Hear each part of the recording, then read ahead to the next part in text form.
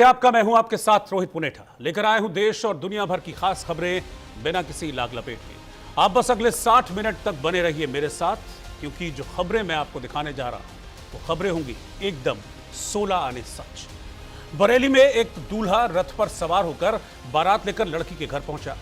सब कुछ ठीक चल रहा था यहां तक। लड़की के पिता ने बारातियों का स्वागत किया, लेकिन आरोप है कि शादी की शुरुआत होते होते लड़के वालों ने दहेज के रूप में 20 लाख रुपए और एक ब्रेजा कार की डिमांड कर दी। लड़की ने बताया कि हमने 2 बजे तक बारात का इंतजार किया, लेकिन बारात नहीं आई। फेरों से पहले दूल्हा पक्ष 20 लाख रुपए नगद और एक ब्रेजा कार की मांग पर अड़ गया और यह कहने लगा कि जब तक ये डिमांड पूरी नहीं होती है शादी नहीं होगी। वहीं दूल्हे ऋषभ का यह कहना है कि उसके मोटापे की वजह से उसकी बॉडी शेमिंग की गई। उसे मोटा कहकर लड़की ने ही शादी से इनकार कर दिया। दुल्हन ज्योति और दूल्हे ऋषभ में अब कौन सच्चा है कौन झूठा है, देखिए ये खास रिपोर्ट।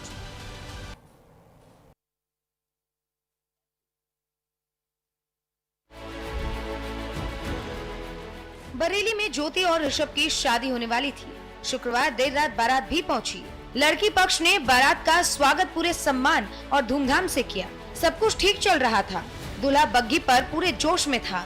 बाराती जश्न भी मना रहे थे, लेकिन 7 फेरों से पहले एक बड़ा हंगामा हो गया। दुल्हन ज्योति ने आरोप लगाया कि फेरों से पहले दूल्हा पक्ष 20 लाख रुपए नगद और ब्रेजा कार की मांग पर अड़ गया। काफी समझाने के बाद दूल्हा और उसके परिजन नहीं माने तो शादी तोड़नी पड़ी। मैं दुल्हन बन के तैयार बैठी थी। मैं 5 बजे ही तैयार होकर आ गई थी। वहाँ पे मैं वेट कर रही थी। रात के 2 बज गए कि अब बारात आएगी, अब बारात आएगी। जब दूल्हा आया उसके बाद दरवाजे पे पापा से बोला गया कि मुझे 20 लाख रुपए चाहिए हम लोग को और एक ब्रेजा कार चाहिए। इतनी मेरे पापा की हैसियत थी, उसके हिसाब से मेरे पापा ने ज्यादा ही करने की कोशिश की थी। एसी दिया, फ्रिज दिया, बेड वेड जो भी होता है सब कुछ दिया। उसके बाद तो गाली गलौज भी की उन लोगों ने पापा वगैरह के साथ। बस अब मैं यही चाहती हूँ कि मेरे को इंसाफ मिले, मेरे परिवार को इंसाफ मिले, ताकि आगे चल के कोई भी लड़की शादी में दहेज के कारण पीड़ित ना हो। दुल्हन ने शादी तोड़ी तो लोग उसकी तारीफ करने लगे। सोशल मीडिया पर लोग दूल्हे को बुरा भला बोलने लगे। फोटो और वीडियो भी वायरल होने लगा। लोग बोले कि इस मोटे को 20 लाख और एक कार कौन देगा, इसे जेल में डालो। शादी कम, बिजनेस डील ज्यादा लग रही है। लड़की नहीं बल्कि पूरा पैकेज ही बिकाऊ है। ये दहेजखोरी का निर्लज्ज चेहरा है। दरअसल ज्योति और ऋषभ का करीब 8 महीने पहले रिश्ता तय हुआ था। मई में शहर के एक बड़े होटल में सगाई भी हुई थी। आरोप है कि शादी के दौरान फेरों से ठीक पहले दूल्हा पक्ष ने दहेज में 20 लाख रुपए नगद और ब्रेजा कार की मांग रख दी। मांग पूरी न होने पर गेस्ट हाउस में विवाद और हंगामा शुरू हो गया। पुलिस ने दूल्हे को हिरासत में ले लिया। इस पूरे मामले को लेकर दूल्हे ऋषभ ने कहा कि उसके मोटापे की वजह से उसकी बॉडी शेमिंग की गई, उसके साथ मारपीट भी की गई। दुल्हन ने उसे मोटा कहकर शादी से इनकार कर दिया। तुम बहुत ही मोटे हो, तुमसे शादी नहीं कर सकती, और झूठे दहेज का आरोप भी लगाया। जेवर और मोबाइल भी छीन लिए गए। ये शादी खुद दुल्हन ने ही तोड़ी है। अब सवाल ये है कि सच कौन बोल रहा है। पहले पुलिस ने दूल्हे को हिरासत में ले लिया था, लेकिन अब मामले की जांच कर रही है और दोनों पक्षों से बयान भी ले रही है, ताकि दूध का दूध और पानी का पानी हो सके। अब सोशल मीडिया पर लोग ये कह रहे हैं कि सोचिए कि कैसे लड़कों की जिंदगी झूठे दहेज के केस में बर्बाद होती होगी। Bureau report, news India.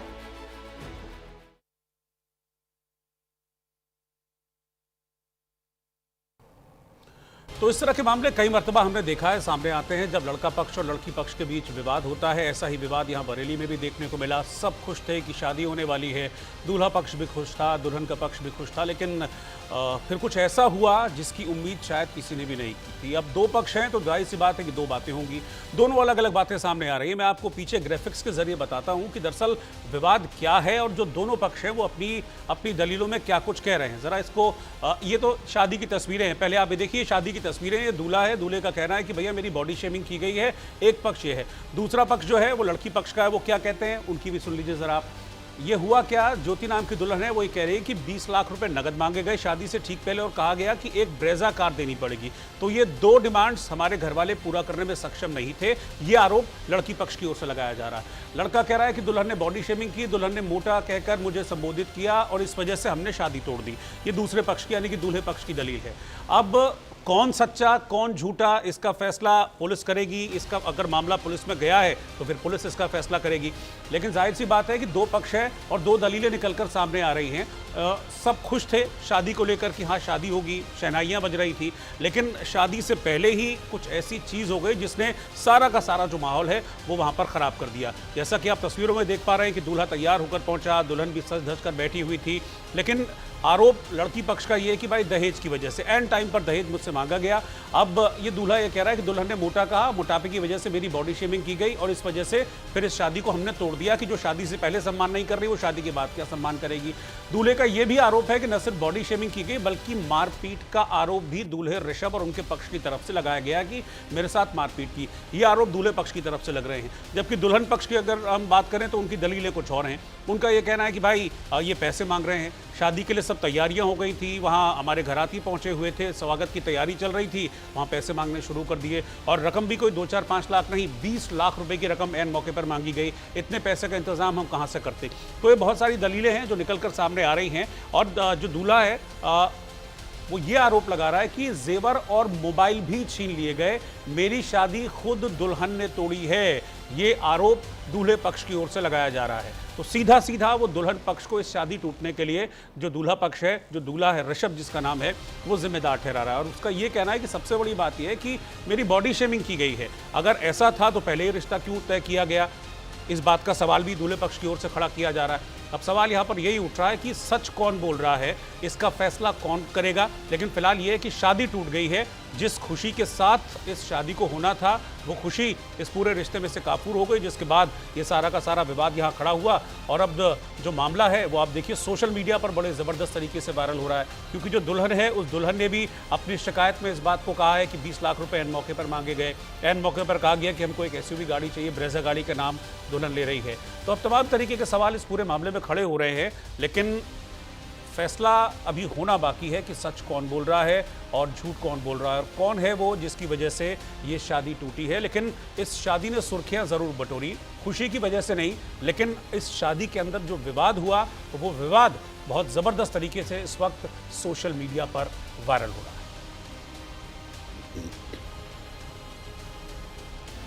तो मैं आपको बता दूं कि ये बड़ा अजीबोगरीब मामला सामने आया है। एक शादी को लेकर, शादी की पूरी तैयारियां हो चुकी थी, लेकिन ऐन मौके पर ऐसा खलल पड़ा कि शादी पूरी नहीं हो सकी और विवाद नया इस शादी के बीच में से निकलकर सामने आया। सोशल मीडिया पर वायरल एक और वीडियो है इस वक्त जो जबरदस्त तरीके से सुर्खियां बटोर रहा है। और इस वायरल वीडियो में सजी धजी दुल्हन अपनी शादी से ठीक 2 घंटे पहले अपने एक्स बॉयफ्रेंड से मिलने पहुंच जाती है। ये वीडियो 13 दिसंबर को एक इंस्टाग्राम पेज से पोस्ट किया गया था, जो अब सोशल मीडिया पर जबरदस्त सेंसेशन क्रिएट कर रहा है, सनसनी मचा रहा है। इस पोस्ट को 50 मिलियन से ज्यादा व्यूज मिल चुके हैं। पोस्ट को साझा करते हुए इसमें जो कैप्शन है नीचे वो दिया गया है, प्लीज आखिरी बार मिलवा दो उससे।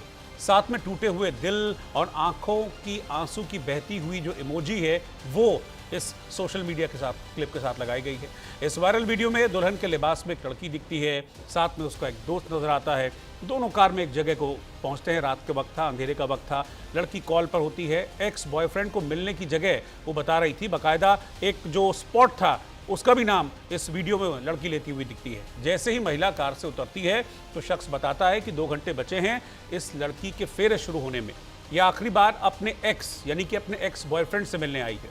वो आगे बताता है कि ये मेरी दोस्त है, इसने मुझसे बहुत रिक्वेस्ट की कि यार मुझे प्लीज़ एक बार मिलना है। एक्चुअली ये लड़की अपने फैमिली वालों के दबाव में शादी कर रही है। सारा का सारा नरेशन चल रहा है जब वो लड़की इस वीडियो में दिखती है। फिर आगे वो कहता है कि यह है सच्ची मोहब्बत जो मुकम्मल नहीं हो पाई। इस दौरान दुल्हन अपने एक्स बॉयफ्रेंड से बातचीत करती हुई दिखती है, उसे गले लगाती है और फिर दौड़कर वापस कार में आकर बैठ जाती है। इस वीडियो ने शादी के बाद भी अतीत के रिश्तों में जुड़े रहने के मुद्दे पर बहस छेड़ दी है।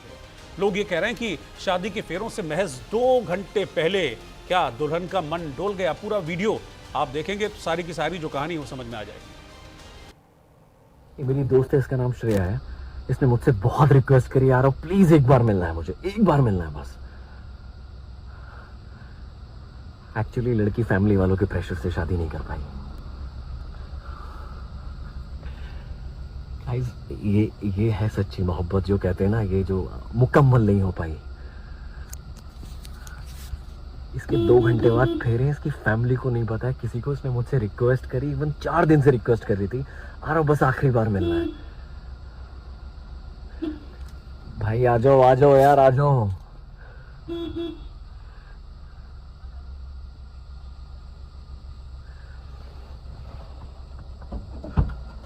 मैडम हो गई आपकी आखिरी मुलाकात, अभी भी मौका है, सोच लो। श्योर है अभी भी आपके पास, करनी है शादी? एक बार और देख ले, पीछे खड़ा है, देखिए पलट के उसे। शादी नहीं करता हूँ, वैष्णव केमिस्ट के पास। वैष्णवी केमिस्ट और एक कृष्णा केमिस्ट है, इसके पास यही बोला था वो, सामने। अच्छा ठीक है दिख गए आगे। एटा के अलीगंज में एक बाल विवाह को चाइल्ड हेल्पलाइन टीम ने वक्त रहते रोक दिया और नाबालिग किशोरी को रेस्क्यू कर लिया, बचा लिया। चाइल्ड हेल्पलाइन की प्रभारी ज्योति शर्मा के मुताबिक बाल विवाह की शिकायत मिलने के फौरन बाद टीम एक्टिव हुई और इस बाल विवाह को रोक दिया गया। नाबालिग किशोरी ने अपने मां बाप पर जबरदस्ती शादी कराने के आरोप लगाए हैं। जैसे खबर मिली चाइल्ड टीम को कि भाई एक बच्ची का विवाह किया जा रहा है और बच्ची अपनी शादी की उम्र इसने पूरी नहीं की है। चाइल्ड मैरिज की खबर जैसे ही चाइल्ड मैरिज की टीम को मिली, वो फौरन मौके पर पहुंचे और वक्त रहते वो पहुंच गए मौके पर। अगर थोड़ा सा भी उनको देर होती तो फिर यहाँ शायद ये बच्ची की शादी हो चुकी होती, बच्चे का विवाह हो चुका होता। लेकिन वक्त से पहले चाइल्ड मैरिज की जो टीम है वो मौके पर पहुंच गई, इस बच्ची को रेस्क्यू किया। और इस पूरे घटनाक्रम में एक नया मोड़ तब आया जब उस लड़की से बातचीत की, जो चाइल्ड मैरिज की जो टीम थी, जो एंटी चाइल्ड मैरिज टीम थी। उसने फिर बच्ची से बातचीत की, उससे पूछा, तब उसने सारी की सारी कहानी खोल कर रख दी और उसने बताया कि ये शादी मेरी मर्जी के बिना हो रही है, ये शादी ज़बरदस्ती हो रही है, मेरे माँ बाप ने इस शादी का प्रेशर बनाया था और ज़बरदस्ती मेरी शादी की जा रही है। लेकिन यहाँ एक तरह से पीठ ठोकरी होगी इस टीम की, रेस्क्यू टीम की, जिनको एक तो टाइम से इन्फॉर्मेशन भी मिल गई और दूसरा उन्होंने फ़ौरन एक्ट किया, फ़ौरन मौके पर पहुँचे और एक लड़की, एक नाबालिग की ज़िंदगी को बर्बाद होने से बचा लिया। आप सब जानते हैं अच्छी तरीके से कि हिंदुस्तान में चाइल्ड मैरिजेस पूरी तरह से बैन है और अगर कोई इस तरह की चाइल्ड मैरिजेस कराता है तो फिर उस पर सख्त एक्शन लेने का भी प्रावधान है। हेलो सर, हम लड़की को लेके आ रहे हैं।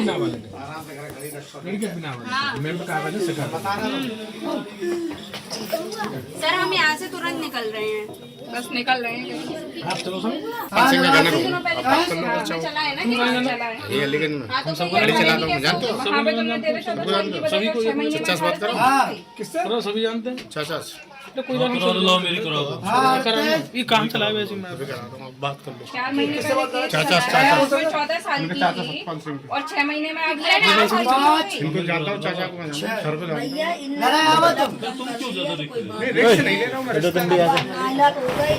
कोई बात नहीं है, नहीं तो शादी नहीं हो पाएगी, नहीं होगी। क्यों क्या होगा? 15 साल की होगी तब शादी होगी इसकी, 18 की है नहीं लड़की। ये लोग आए हैं, इनसे बात नहीं करेंगे। कौन है, किससे बात करवा रहा तू? वकील साहब यहाँ बुला लो ना, वकील को यहीं बुला लो, वकील को ऑन गाड़ी दे।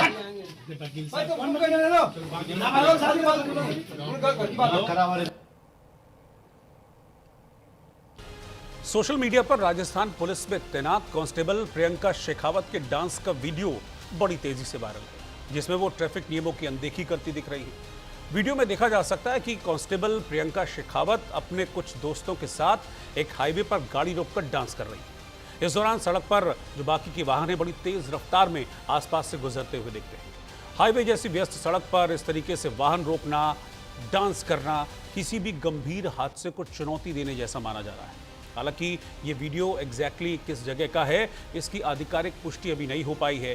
वीडियो सामने आने के बाद अब इस मामले में एक्शन लेने की मांग की जा रही है। सोशल मीडिया पर लोग अब तरह तरह के कमेंट्स कर रहे हैं और ये कह रहे हैं कि खासतौर पर पुलिसकर्मियों को ज़्यादा जिम्मेदारी और अनुशासन को तरजीह देनी चाहिए। इस तरह के रिएक्शंस भी आ रहे हैं। अब देखना यह है कि इस मामले में क्या राजस्थान सरकार या राजस्थान का पुलिस विभाग कोई एक्शन लेता है, क्या कार्रवाई करता है। सवाल ये भी उठ रहा है कि हाईवे पर गाड़ी लगाकर क्या इस तरीके से गाने बजाना और बीच सड़क पर रोककर डांस करना, क्या ये ठीक है, क्या इसने किसी हादसे को न्योता नहीं दिया? क्योंकि आपको याद होगा कि सोशल मीडिया पे इस तरह के बहुत से वीडियोस वायरल होते हैं और खासतौर पर पुलिसकर्मी अगर इस तरह के वीडियोस में इन्वॉल्व रहते हैं तो उन पर एक्शंस भी हुए, बहुत सारे एक्शंस हुए हैं। कई बार पुलिसकर्मी वर्दी में वीडियो बनाते हैं तो उसको लेकर भी गाइडलाइंस बनाई गई हैं। बिल्कुल सख्त तौर पर उनको मना किया गया है कि जब आप वर्दी में हैं तो इस तरह के वीडियोस आप ना बनाएं। और अब हालांकि इस वीडियो में ये जो पुलिसकर्मी है वर्दी में नहीं है, लेकिन जिस तरह से बीच सड़क पर गाड़ी को रोककर तेज़ आवाज़ में गाने बजाना, फिर डांस करना, ये किसी हादसे को न्योता देने वाला है। क्या इस पर एक्शन होगा, ये देखना होगा। बॉलीवुड एक्टर सोहेल खान बिना हेलमेट बाइक चलाते हुए दिखे तो इस पर बवाल हो गया। वो रात को मुंबई की सड़कों पर अपनी लग्जरी बाइक तेज रफ्तार में दौड़ाते दिखे। उन्होंने घूमते फिरते मौसम का पूरा मजा लिया, लेकिन इस बीच उनसे गलती भी हुई।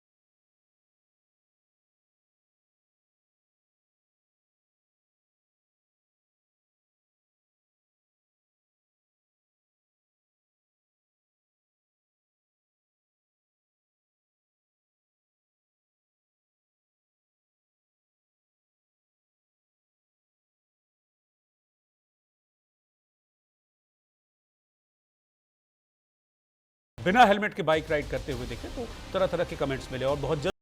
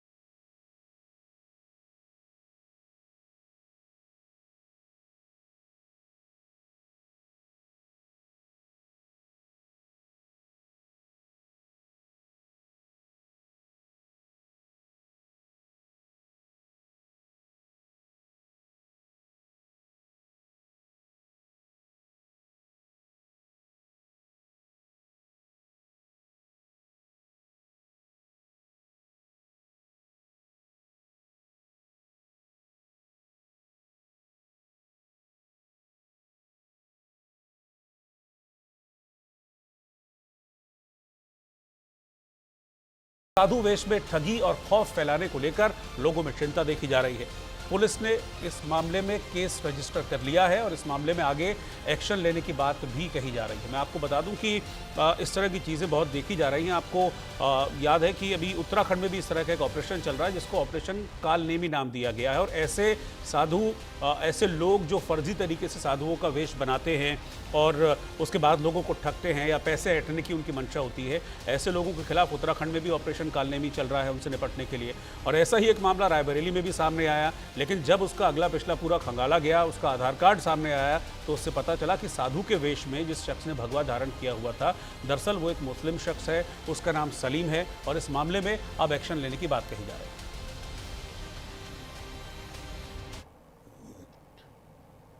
आज भाई साहब एक जो है 5-6 थे जो साधु के वेश में थे, ये मुझसे जो है मतलब मुझसे बातचीत हुई तो बातों में पूछा, मैंने आप कहाँ से बताया उदासीन अखाड़े से, और पूछा तो बता नहीं पाया। फिर आदमी भागने लगे, मैं पकड़ा है कहाँ, उसने चाकू निकाला है वायर के, बाकी 4-5 लोग भाग गए। एक इसमें जो उनको लेकर हाँ कोतवाली लेकर के आया हूँ, ठीक है, तो नाम जानकारी तो इसका नाम सलीम है और हिंदू का जो है वेश करके जो है बाबा का जहाँ फर्जी तरीके से जो है ठग रहा था। और पुलिस ने शिकायत की तो पुलिस ने कार्रवाई उसके खिलाफ कोई नहीं करी है, उल्टा यहाँ हमारे साथ व्यवहार किया गया और उसको थाने में जाकर चाय पिलाई जा रही है। क्या नाम था उसका, क्या निकल के आया आधार कार्ड में? उसका नाम सलीम बताया है, उसकी जो आधार कार्ड में है सलीम नाम निकला है, जबकि वो जो है भगवा वेश रख करके ये रिश्ता क्या कहलाता है और साथ निभाना साथिया जैसे मशहूर टीवी एक्टर अनुज सचदेवा ने इंस्टाग्राम पर एक चौंकाने वाला वीडियो शेयर किया है। इसमें दिखाया गया कि उनके गोरेगांव की एक सोसाइटी में एक शख्स उन पर अटैक कर रहा है, हमला कर रहा है। वो आदमी जो दावा कर रहा था कि उसके कुत्ते ने उसे काट लिया है, अनुज को गाली देते हुए और बार बार लाठी से मारते हुए इस वीडियो में देखा जा रहा है। ध्यान से आप इस वीडियो को देखते रहिए। इस बीच जो सिक्योरिटी गार्ड्स हैं उन्होंने बीच बचाव भी किया, लेकिन वो शख्स लगातार गाली देता रहा और जान से मारने की धमकी देता रहा। अनुज ने वीडियो शेयर करते हुए लिखा है कि मेरे सिर से खून बह रहा है, जबकि बिल्डिंग के निवासियों ने आरोप लगाया है कि अनुज के कुत्ते ने उस शख्स को काट लिया था, जिससे वो गुस्सा हो गया और बार बार गाली गलौच करने लगा। लेकिन ये वीडियो अभी बहुत ज़बरदस्त तरीके से सोशल मीडिया पर वायरल है, जिसमें टीवी एक्टर अनुज ये आरोप लगा रहे हैं इस वीडियो के जरिए कि उनके साथ बदसलूकी की गई, उनके साथ मारपीट की गई। यहाँ पे भी दोनों पक्ष हैं और दोनों अपनी अपनी दलीलें इस मामले में पेश कर रहे हैं।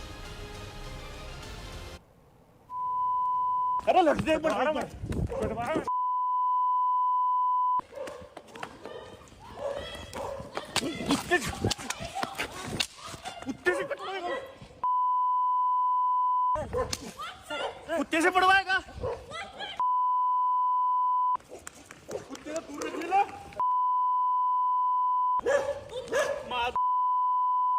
जान से मार। ये आदमी ने मुझे मारा है, ये आदमी ने असॉल्ट किया मेरे को, इस आदमी ने मारने की कोशिश।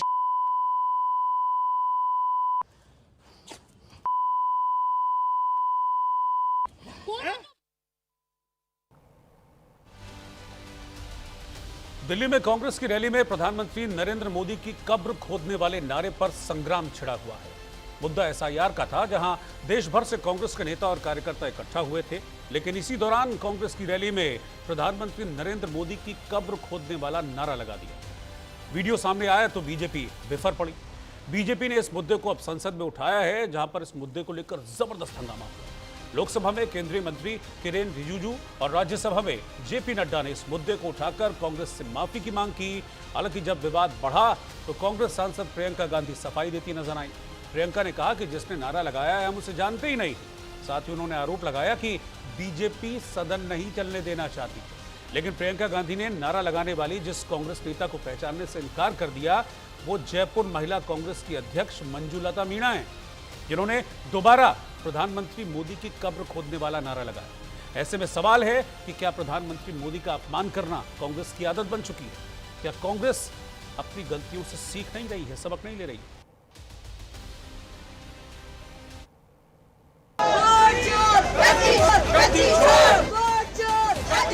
मोदी तेरी कमर खुदेगी, आज नहीं तो कल खुदेगी। मोदी तेरी कमर खुदेगी, आज नहीं तो कल। दिल्ली में कांग्रेस की महारैली से प्रधानमंत्री मोदी की कब्र खोदने वाले नारे लगे। पीएम मोदी के खिलाफ कांग्रेस नेता मंजुलता और उनके सहयोगियों ने आपत्तिजनक नारे लगाए तो सवाल खड़े हुए कि क्या प्रधानमंत्री मोदी का अपमान करना कांग्रेस की आदत हो गई है?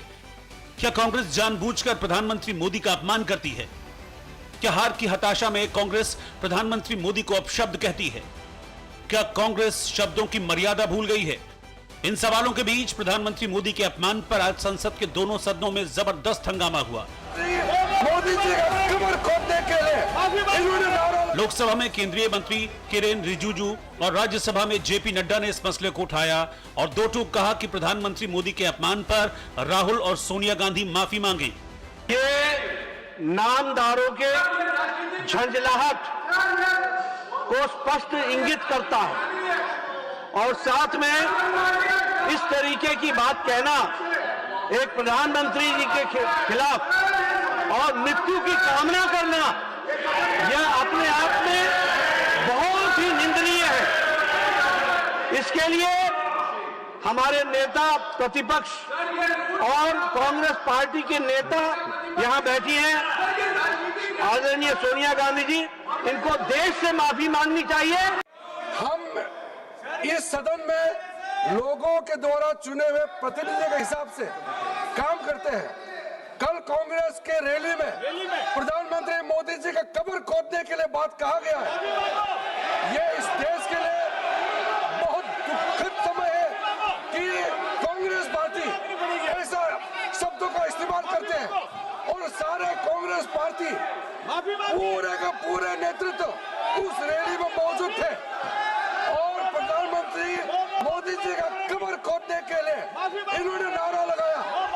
इस देश के लिए इससे शर्मनाक, इससे ज्यादा दुर्भाग्यपूर्ण कोई चीज नहीं हो सकता है। केंद्रीय मंत्री किरेन रिजिजू ने पीएम मोदी के खिलाफ लगाए गए आपत्तिजनक नारों पर सवाल खड़े किए, कांग्रेस की मानसिकता को सवालों के कटघरे में खड़ा किया। हालांकि ये कोई पहली दफा नहीं है जब प्रधानमंत्री मोदी के खिलाफ कांग्रेस ने अपशब्दों का इस्तेमाल किया हो। इससे पहले 2025 बिहार चुनाव के दौरान कांग्रेस के मंच से पीएम मोदी की मां को गाली दी गई, जिसका नतीजा रहा कि कांग्रेस और आरजेडी की करारी हार हुई। 2024 में कांग्रेस नेता अलका लांबा ने रावण से पीएम मोदी की तुलना की थी। नतीजा, लोकसभा चुनाव में कांग्रेस को हार मिली। 2024 के लोकसभा चुनाव के दौरान ही कांग्रेस नेता कवासी लखमा ने कहा था कि नरेंद्र मोदी मरेगा, जिसका नतीजा रहा कि कांग्रेस को हार का मुंह देखना पड़ा। 2024 में ही लोकसभा चुनाव के दौरान राहुल गांधी ने पीएम मोदी को डरा हुआ तानाशाह बताया था। 2023 में कांग्रेस के राष्ट्रीय अध्यक्ष मल्लिकार्जुन खड़गे ने पीएम मोदी को झूठों का सरदार कहा था, जिसका नतीजा था कि राजस्थान, मध्य प्रदेश और छत्तीसगढ़ में कांग्रेस की हार हुई। 2023 में ही मल्लिकार्जुन खड़गे ने जहरीले सांप से पीएम मोदी की तुलना की थी। नतीजा, 3 राज्यों में कांग्रेस को करारी शिकस्त मिली। लेकिन इसके बावजूद कांग्रेस के नेताओं और कार्यकर्ताओं ने कोई सबक नहीं लिया। दिल्ली के रामलीला मैदान में एसआईआर के खिलाफ हुई रैली में प्रधानमंत्री मोदी की कब्र खोदने वाले नारे लगाए गए तो सियासी तपिश बढ़ गई। माफी मांगनी चाहिए, क्योंकि अगर ये इस तरह के ऑपोजिशन लीडर्स हो गए जिन्हें हम लीडर्स कहते हैं, ये अच्छा प्रेसिडेंट नहीं दुनिया के सामने लाएंगे, अच्छा प्रेसिडेंट नहीं दुनिया युवाओं के सामने लाएंगे, तो दुनिया में क्या इसमें तो एक खून खराबे का माहौल बनेगा।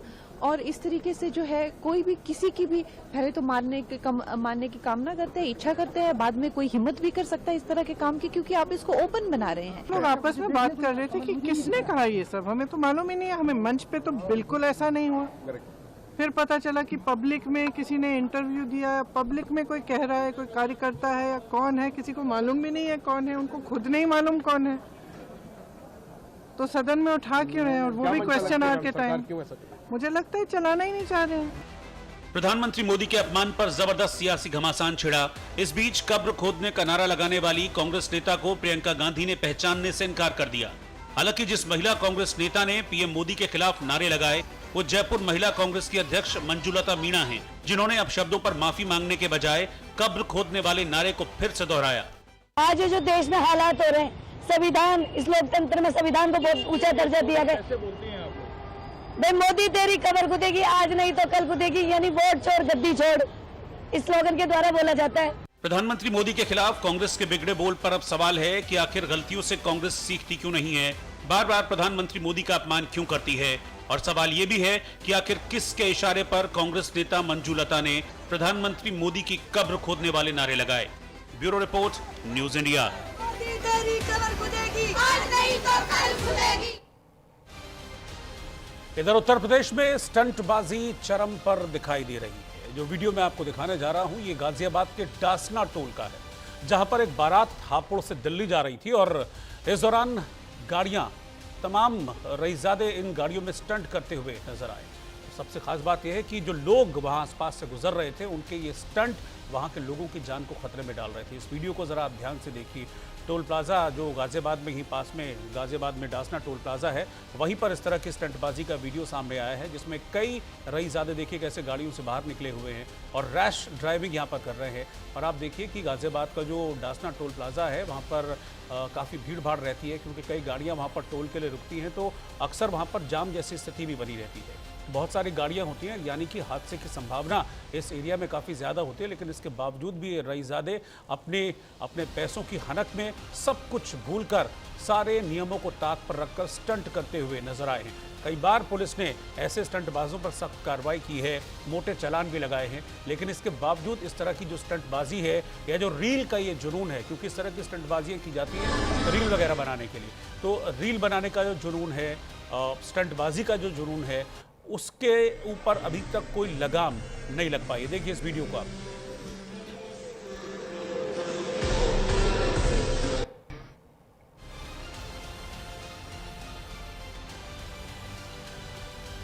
धुरंधर फिल्म के बाद अमेरिका के वॉशिंगटन डीसी में रहने वाले बलूच अमेरिकी कांग्रेस के अध्यक्ष ताराचंद ने बलूचिस्तान पर बॉलीवुड और भारतीय फिल्म इंडस्ट्री से फिल्म बनाने की अपील की है। बलूच अमेरिकन कांग्रेस के अध्यक्ष ताराचंद ये चाहते हैं कि भारतीय फिल्म इंडस्ट्री बलूचिस्तान की जो मौजूदा हालत है उस पर एक मजबूत फिल्म बनाए।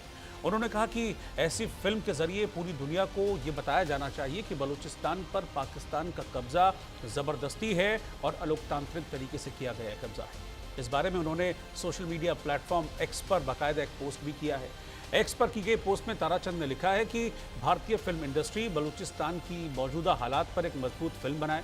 ऐसी फिल्म के जरिए पूरी दुनिया को ये संदेश दिया जाना चाहिए, बताया जाना चाहिए कि बलूचिस्तान पर पाकिस्तान का कब्जा जबरन और अलोकतांत्रिक तरीके से किया गया कब्जा है। मार्च 1948 में पाकिस्तान द्वारा बलूचिस्तान पर कब्जा किए जाने से पहले बलूचिस्तान एक स्वतंत्र क्षेत्र था। बलूचिस्तान के प्राकृतिक संसाधनों का सालों से बड़े पैमाने पर शोषण किया जा रहा है। गैस, खनिज, सोना, चांदी, कोयला और समुद्री संसाधनों से अरबों डॉलर की कमाई की गई। लेकिन जो बलूच जनता है, बलूचिस्तान की जनता है, वो आज भी गरीबी, अन्याय और अत्याचार झेल रही है। साल 2000 के आसपास सशस्त्र संघर्ष का सबसे बड़ा दौर शुरू हुआ जो आज तक जारी है। इस दौरान बड़ी संख्या में बलूच लोगों की मौत हुई और वहां पर गंभीर मानवाधिकार उल्लंघन हुए। पाकिस्तानी सेना जबरन लोगों को गायब कर रही है।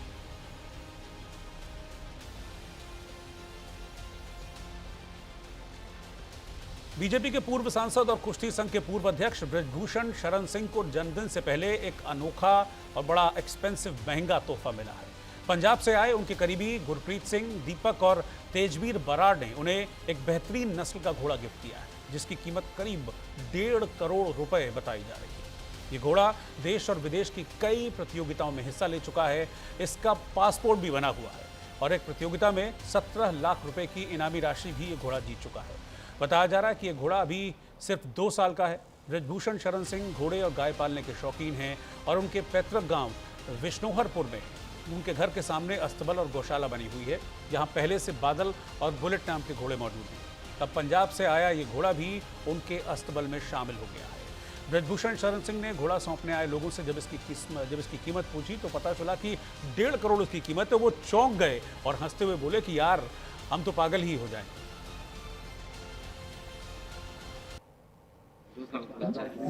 पासपोर्ट है, बाहर जाता होगा। तेजवीर बराड़ पंजाब से है। इन्होंने ये घोड़ा गिफ्ट किया है आज नए वर्ष के शुभ अवसर पर, जन्मदिन के शुभ अवसर पर। वैसे और ये घोड़ा लेकर के आया है, क्या नाम है? गुरप्रीत सिंह जी। और क्या नाम तुम्हारा? दीपक जी। दीपक ये लेकर के आए हैं आज। और वैसे मार्केट में क्या कीमत होगी इसकी? 1.5 करोड़। 1.5 करोड़ तो पागल हो जाएंगे। और ये अभी बच्चा है, 2 साल का है। हाँ, तो बच्चा है, बच्चा दिखाते हैं। मार्केट में इसकी कीमत बता रहे हैं 1.5 करोड़। अच्छा, अभी चलता उलता है कि नहीं? 17 लाख की। अभी पे हाइट बहुत बढ़ी। पासपोर्ट है, बाहर जाता होगा, देश में भाग लेता होगा। घोड़े का पासपोर्ट? हाँ, ये सब लग जाते हैं विदेश।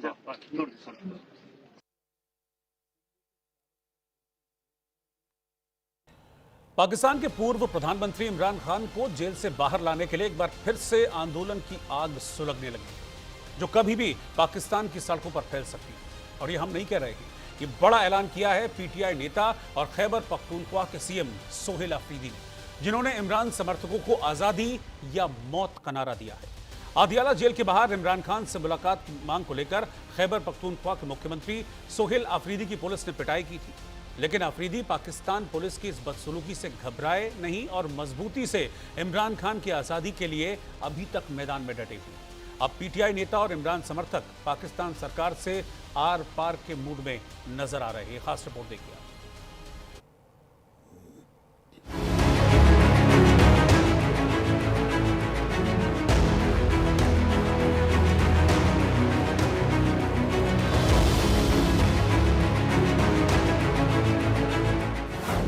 अदियाला जेल में इमरान खान बंद,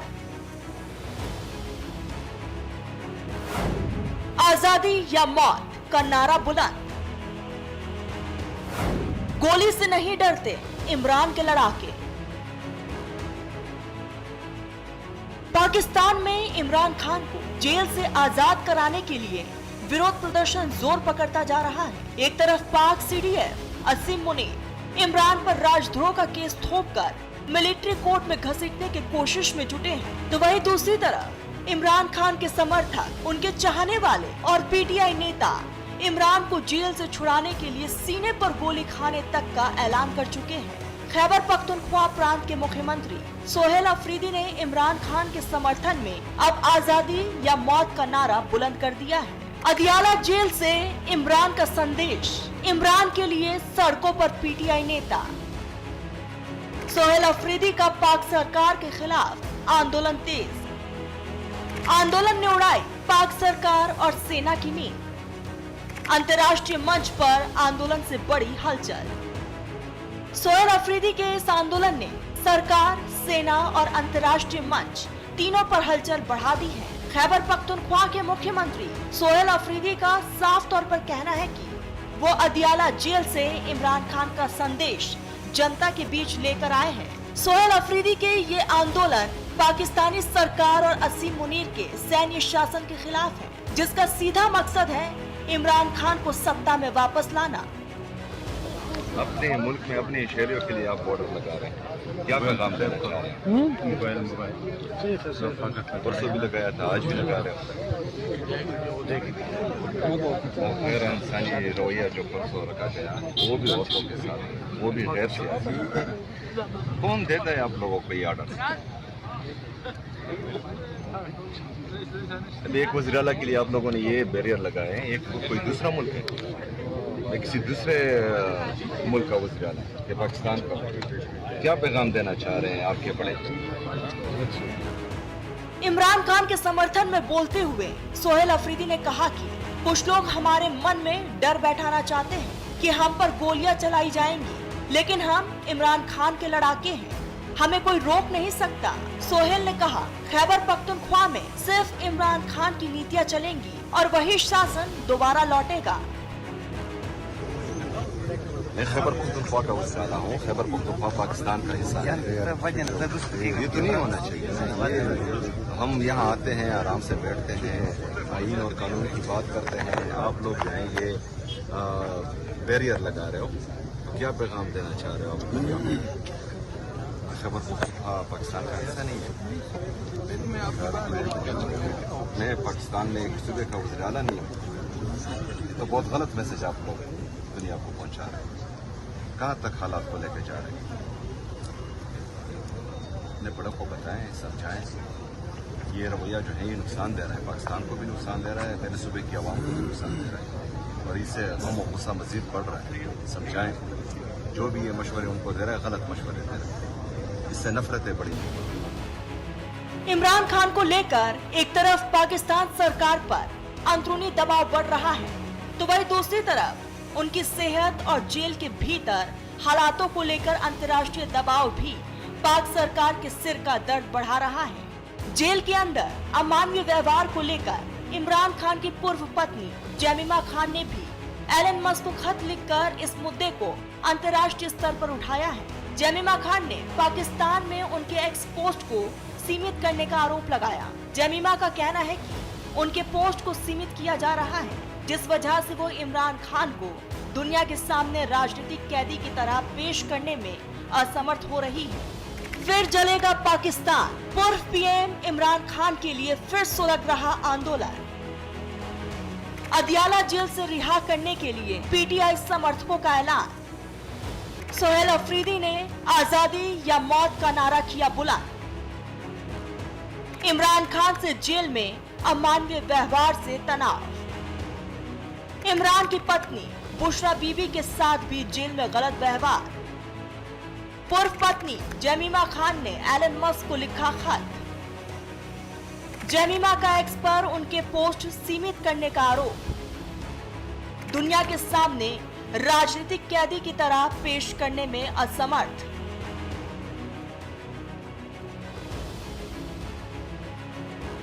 पाकिस्तान के पूर्व पीएम इमरान खान के समर्थन में सड़कों पर उतरे सोहेल अफरीदी ने पाकिस्तान सरकार पर आरोप लगाया है कि इमरान खान और उनकी पत्नी बुशरा बीबी के साथ भी जेल में गलत व्यवहार किया जा रहा है।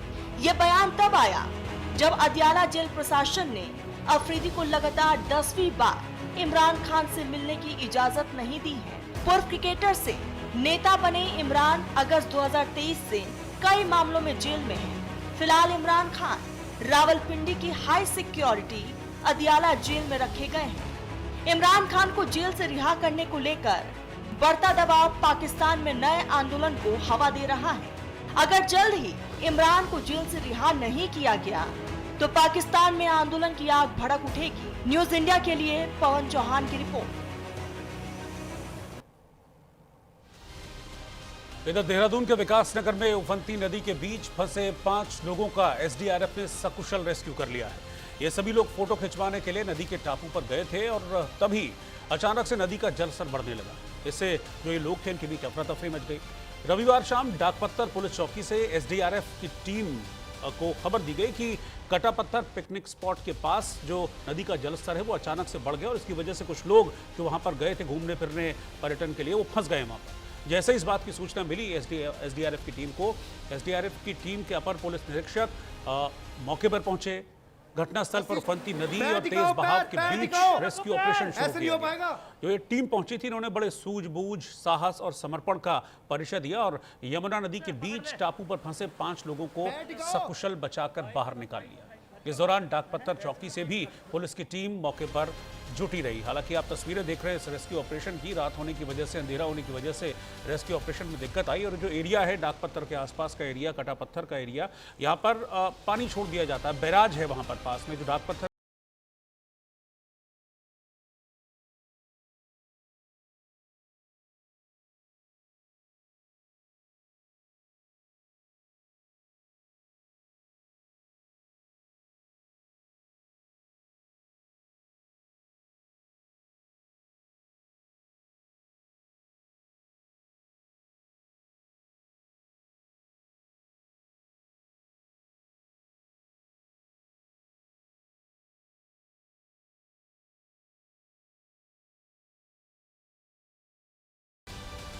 दिल्ली पुलिस की क्राइम ब्रांच ने यूपी के गाजियाबाद में चल रही नकली दवाओं की फैक्ट्री का भंडाफोड़ किया है।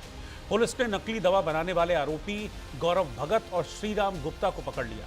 यह अवैध कारोबार लंबे समय से इस जिले में चल रहा था, लेकिन इसका खुलासा स्थानीय औषधि विभाग ने नहीं बल्कि दिल्ली पुलिस की क्राइम ब्रांच ने किया है। तो ये बड़ा मामला सामने आया है जहां पर गलत तरीके से जो नकली दवाएं हैं उनको स्टोर किया जा रहा था, उनको बेचे जाने का काम यहाँ पर चल रहा था। लेकिन जैसे ही इस बात की खबर दिल्ली पुलिस की टीम को लगी, दिल्ली पुलिस की टीम ने यहाँ छापा मारा और छापा मारा तो फिर यहाँ से बड़ी संख्या में नकली दवाएं बरामद की गई हैं। न जाने कब से ये लोग इन नकली दवाओं का कारोबार कर रहे थे। इस मामले में नकली दवाओं के कारोबार से जुड़े 2 लोगों को अरेस्ट भी किया गया है जो इस फैक्ट्री का संचालन कर रहे थे और बड़ी मात्रा में यहाँ से नकली दवाएं बरामद की गई।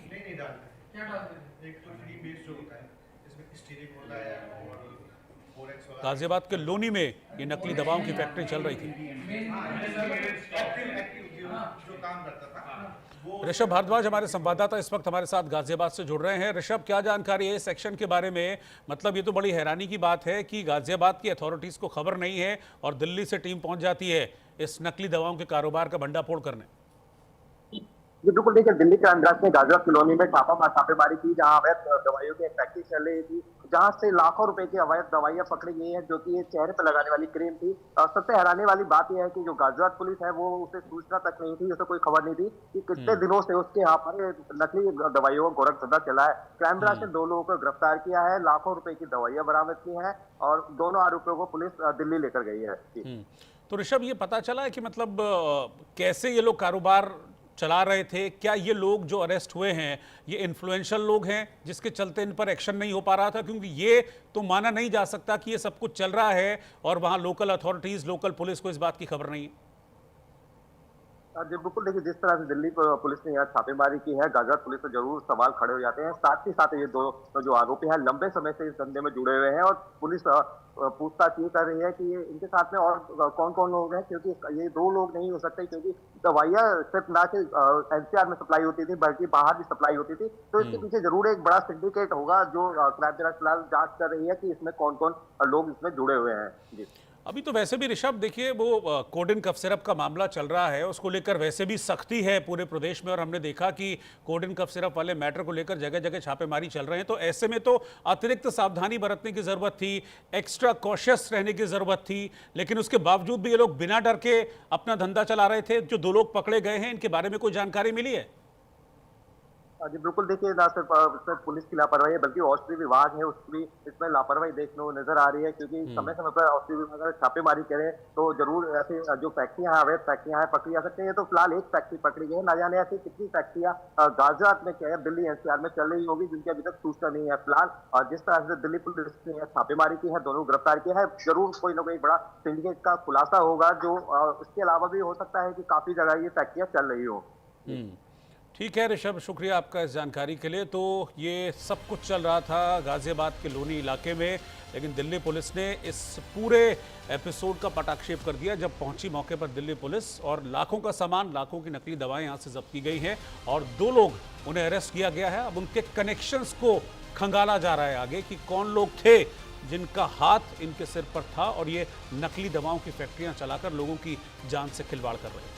आगे बढ़ रहे हैं। सोशल मीडिया पर एक वीडियो है जो बड़ी तेजी से वायरल हो रहा है, जिसमें बिहार के मुख्यमंत्री नीतीश कुमार को सार्वजनिक मंच पर एक मुस्लिम महिला डॉक्टर के चेहरे से हिजाब खींचते हुए देखा जा रहा है। जब पटना में मुख्यमंत्री ने 1283 नवनियुक्त आयुष डॉक्टरों को नियुक्ति पत्र सौंपे तो इस दौरान महिला डॉक्टर नुसरत प्रवीण ने अपने चेहरे पर हिजाब लगाया हुआ था जब वो नियुक्ति पत्र लेने जा रही थी। जैसे ही उनका नंबर आया, मुख्यमंत्री ने उन्हें नियुक्ति पत्र दिया और इसके बाद उस महिला के चेहरे से नीतीश कुमार ने हिजाब खींच ली। मंच पर मौजूद डिप्टी सीएम सम्राट चौधरी ने उन्हें रोकने की कोशिश भी की, लेकिन तब तक बहुत देर हो चुकी थी। आरजेडी ने अब इस वीडियो को सोशल मीडिया पर शेयर किया और सवाल खड़ा किया कि नीतीश बाबू अब 100% संघी हो गए हैं या फिर उनकी मानसिक स्थिति दयनीय है। ये पहला मौका नहीं है जब नीतीश कुमार को लेकर कुछ इस तरह की कंट्रोवर्सी हुई है, इससे पहले भी कई बार कंट्रोवर्सी हुई है। उनका विधानसभा में महिलाओं को लेकर जो दिया गया बयान था वो बहुत ज़्यादा सुर्खियां उसने बटोरी थी और विपक्ष चढ़ गया था बिल्कुल उस मसले को लेकर। और भी कई मामलों में कई जगह हमने नीतीश कुमार को देखा है कि जब उन्होंने असहज कर दिया था, जो सिचुएशंस हैं, जो स्थितियां हैं, उनको असहज कर दिया था। ठीक एग्जैक्टली ऐसी ही तस्वीर अब सामने आई जब डॉक्टर्स को नियुक्ति पत्र बांटे जा रहे थे तो एक महिला डॉक्टर, मुस्लिम महिला डॉक्टर अपने चेहरे पर हिजाब लगाकर पहुंची थी। नियुक्ति पत्र जैसे ही सौंपा महिला डॉक्टर को नीतीश कुमार ने, साथ ही साथ उनके चेहरे से हिजाब नीचे खींच दिया। वहीं बराबर में डिप्टी सीएम सम्राट चौधरी खड़े हुए थे, शायद उनको अंदेशा हो गया था, उन्होंने रोकने की कोशिश की, लेकिन जब तक वो रोक पाते नीतीश कुमार को तब तक नीतीश कुमार महिला डॉक्टर के चेहरे से हिजाब खींच चुके थे। अब ये वीडियो सोशल मीडिया पर वायरल हुआ जिसके बाद आरजेडी ने इस मामले को इशू बना लिया है और नीतीश कुमार को लेकर अब सवाल खड़े कर रहे हैं। बिहार चुनाव से पहले भी नीतीश कुमार की सेहत को लेकर, उनकी मानसिक स्थिति को लेकर कई बार सवाल विपक्ष की ओर से खड़े किए गए थे, लेकिन इसके बावजूद चुनाव जीतने में कामयाब रहे थे बिहार में नीतीश कुमार। लेकिन अब मुख्यमंत्री बनने के बाद जो ये वीडियो उनका सामने आया और जिस तरीके की चीज़ें इस वीडियो के अंदर हुई हैं, जो महिला का जो हिजाब उन्होंने खींचा है, इसको लेकर वापस सवाल खड़े हो गए। आगे बढ़ते हैं। पहलगाम हमले पर चार्जशीट दाखिल हो गई है। इस वक्त की ब्रेकिंग न्यूज मैं आपको बता रहा हूं। बड़ी खबर पहलगाम हमले से जुड़ी है जिसमें जम्मू स्पेशल कोर्ट में चार्जशीट दाखिल की गई है। एनआईए ने कोर्ट में ये चार्जशीट दाखिल की है। एनआईए ने 8 महीने बाद चार्जशीट दाखिल की है। अप्रैल में यह अटैक हुआ था। इस चार्जशीट में लश्कर और टीआरएफ के नामों का जिक्र किया गया है। सुलेमान, हमजा और जिब्रा के नाम इस चार्जशीट में शामिल हैं। हालांकि मैं आपको ये बता दूं कि ये तीनों आतंकी वो हैं जो मुठभेड़ में ढेर हो चुके हैं और उनकी तस्वीरें भी बहुत वायरल हुई थी। 3 आतंकी मददगारों के नाम भी इस चार्जशीट में शामिल किए गए हैं। हमले से पहले इन लोगों ने आतंकियों की मदद की थी। तो इस मामले में एक बड़ा डेवलपमेंट सामने आया है और पहलगाम हमले से जुड़ी चार्जशीट जम्मू कश्मीर में दायर की गई है। जिन 3 आतंकवादियों के नाम इस चार्जशीट में हैं, उन तीनों आतंकियों को सुरक्षा बलों के जवान ढेर कर चुके हैं। आपको ये तस्वीरें अभी भी भुलाए नहीं भूली होंगी जब चीख पुकार मच गई थी। पहलगाम में कई पर्यटक थे जो पहलगाम में पहुंचे थे लेकिन वहां पर गोलियां चली थी और 26 पर्यटक बेवजह मारे गए थे। मैं आपको बता दूं कि इस चार्जशीट में लश्कर तैयबा और टीआरएफ के नाम शामिल हैं। चार्जशीट में सुलेमान, हमजा, जिब्रा के नामों का जिक्र किया गया है। 3 आतंकियों के मददगारों के नाम भी इसमें शामिल हैं, जिन्होंने पहलगाम हमले से पहले इन आतंकियों की जो उस दिन गोलियां बरसा रहे थे उनकी मदद की थी, क्योंकि पहलगाम हमले के बाद बड़े स्तर पर ऑपरेशन चलाया गया था और ओवरग्राउंड वर्कर्स जो इन आतंकियों की मदद कर रहे थे उनके खिलाफ एक बड़ा अभियान चलाया गया था। इस दौरान कई ओवरग्राउंड वर्कर्स को डिटेन भी किया था जम्मू कश्मीर पुलिस ने और सुरक्षा एजेंसियों ने, जो इस मामले की जांच में लगी हुई थी। ऐसे ही 3 ओवरग्राउंड वर्कर्स जिन्होंने इस आतंकी हमले में 3 आतंकियों की मदद की थी, उनके नाम भी इस चार्जशीट में शामिल किए गए हैं। 8 महीने के बाद ये चार्जशीट दाखिल की गई है, जिसमें मुख्य तौर पर लश्कर और टीआरएफ आतंकी संगठनों के नाम हैं। इधर दिल्ली बीजेपी मुख्यालय में नितिन नबीन को औपचारिक रूप से कार्यभार सौंप दिया गया। अमित शाह और जेपी नड्डा ने उन्हें नए कार्यकारी अध्यक्ष के तौर पर बधाई दी और सम्मानित किया। 45 साल के नितिन नबीन को यह जिम्मेदारी देकर पार्टी ने एक बड़ा सियासी संदेश दिया है। ये नियुक्ति बीजेपी की भविष्य की रणनीति और संगठनात्मक मजबूती का प्रतीक मानी जा रही है। 45 साल के नितिन नबीन को ये अहम जिम्मेदारी सौंपकर पार्टी ने ये बिल्कुल साफ संकेत दिया है कि बीजेपी अब युवा पर फोकस कर रही है और युवा नेतृत्व और संगठन की मजबूती पर जोर दे रही है। बिहार सरकार में मंत्री रहे नितिन नबीन को एक अनुभवी संगठनकर्ता माना जाता है। प्रधानमंत्री नरेंद्र मोदी और गृह मंत्री अमित शाह ने उन्हें बधाई देते हुए कहा है कि उनका अनुभव पार्टी को भविष्य में और ज्यादा मजबूत बनाएगा। मैं आपको ये भी बता दूं कि नितिन नबीन अब तक बीजेपी के इतिहास में सबसे युवा पार्टी अध्यक्ष हैं। इससे पहले अमित शाह, जो कि करीब 50 साल की उम्र में बीजेपी के अध्यक्ष बने थे, लेकिन नितिन नबीन को 45 साल की उम्र में ये बड़ी जिम्मेदारी मिली है। उनके साथ खास बात यह है नितिन नबीन के साथ कि उनको सरकार और संगठन दोनों में काम करने का उनका बेजोड़ अनुभव रहा है। एबीवीपी के राष्ट्रीय अध्यक्ष नितिन नबीन रह चुके हैं और इसके अलावा सरकार में भी वो शामिल रहे हैं। तो जो उनका ये एक जो ड्यूअल नितिन नबीन की जो क्वालिफिकेशन है कि वो संगठन के भी उतने ही मजबूत आदमी, उतने ही शानदार आदमी माने जाते हैं जितना सरकार के। तो ये दोनों चीज़ों का कॉकटेल नितिन नबीन के लिए एक शानदार साबित हुआ और यही वजह रही कि बीजेपी के कार्यकारी अध्यक्ष के तौर पर नितिन नबीन को आज ऑफिशियली बिठा दिया गया। फिलहाल 16 आने सच में आज के लिए इतना ही। बाकी की खबरों के लिए आप लगातार बने रहिए न्यूज़ इंडिया के साथ। मुझे इस वक्त